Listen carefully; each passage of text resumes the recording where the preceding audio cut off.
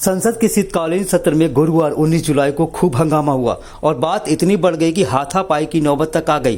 कांग्रेस और बीजेपी दोनों एक दूसरे पर धक्का मुक्की का आरोप लगा रहे हैं और बीजेपी के सांसदों ने विपक्ष के नेता राहुल गांधी के खिलाफ प्राथमिकी दर्ज कराई है। राहुल गांधी पर बीएनएस की 6 धाराओं के तहत मुकदमा दर्ज कराया गया है। कुछ ऐसे सेक्शन भी लगाए गए हैं जिनके तहत राहुल गांधी को 7 साल की सजा का भी प्रावधान है।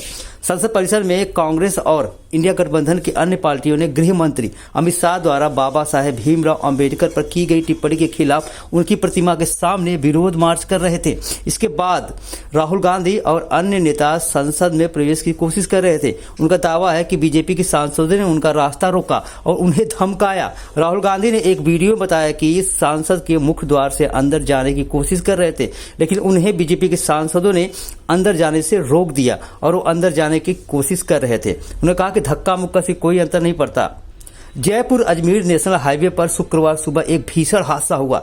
इसमें ट्रक और बस सहित कई वाहनों में आग लग गई। स्वास्थ्य विभाग के अधिकारियों ने बताया कि गैस टैंकर दुर्घटना में मृतकों की संख्या 7 हो गई है, जबकि हादसे में 35 से ज्यादा लोग घायल हो गए हैं। एक प्रत्यक्षदर्शी ने बताया कि जब हम सुबह 5:30 बजे उठे तो हमने धमाका सुना। जो लोग बस से बाहर कूद पाए वो कूद गए, जो लोग बस से बाहर कूद गए वो बच पाए, जो कूद नहीं पाए वो जल गए। यानी कई यात्री जो भाग नहीं सके वो जिंदा जल गए बस में ही।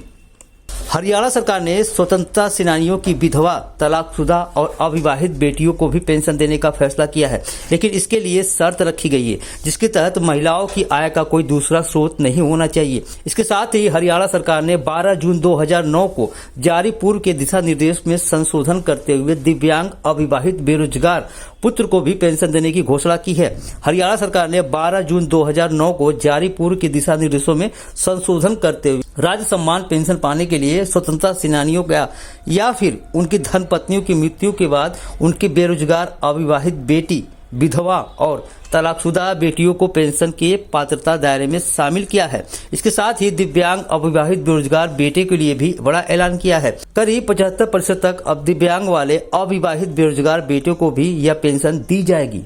गुरुग्राम में बढ़ते प्रदूषण के चलते स्कूलों में लगाई जाने वाली क्लासों के लिए शिक्षा विभाग ने नए आदेश जारी कर दिए हैं। तो वहीं गुरुग्राम जिला प्रशासन ने सभी प्राइवेट कंपनियों को वर्क फ्रॉम होम करने की एडवाइजरी जारी की है। गुरुग्राम और दिल्ली एनसीआर में प्रदूषण एक बार फिर से खतरनाक स्तर पर जा पहुंचा है, जिसकी वजह से पूरे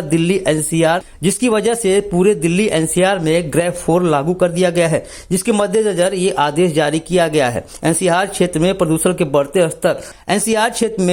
के बढ़ते स्तर और सीक्यूएम द्वारा लागू ग्रैब के चौथे चरण की दृष्टिगत उच्च शिक्षा विभाग के निर्देश ने गुरुग्राम के सभी उच्च शिक्षण संस्थानों में 21 दिसंबर तक हाइब्रिड मोड में कक्षाएं संचालित करने का आदेश दिया है। उपायुक्त एवं हरियाणा शहरी विकास प्राधिकरण रोहतक के प्रशासक धीरेन्द्र ने बताया कि हरियाणा शहरी विकास प्राधिकरण के सेक्टरों में रहने वाले नागरिकों के लिए सरकार द्वारा प्लाटों के एनहांसमेंट की बकाया राशि पर पिछली योजनाओं के तर्ज पर अब दोबारा एक बार नई योजना विवादों से समाधान स्कीम 2024 शुरू की गई है।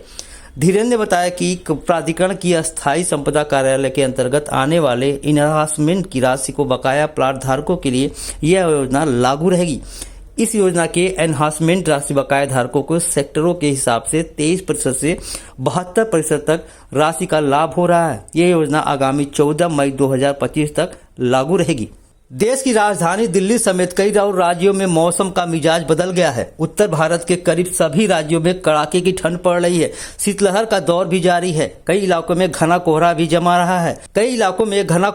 जम रहा है। एक तरफ उत्तर भारत सर्दी से कांप रहा है तो दक्षिण भारत में कई इलाकों में झमाझम बारिश हो रही है। मौसम विभाग का अनुमान है कि अभी मौसम का तेवर ऐसा ही रहने वाला है। दिल्ली एनसीआर में कड़ाके की ठंड पड़ रही है और कई इलाकों में घना कोहरा छाया हुआ है। गुरुवार को कई इलाकों में घना कोहरा देखने को भी मिला। दिल्ली में आने वाले दिनों में घना कोहरा छाने का और भी अनुमान है। मौसम विभाग ने अलर्ट भी जारी कर दिया है। मौसम विभाग का अनुमान है कि दिल्ली एनसीआर में एक बार फिर ठंड में इजाफा होगा और कोहरे का प्रकोप जारी रहेगा।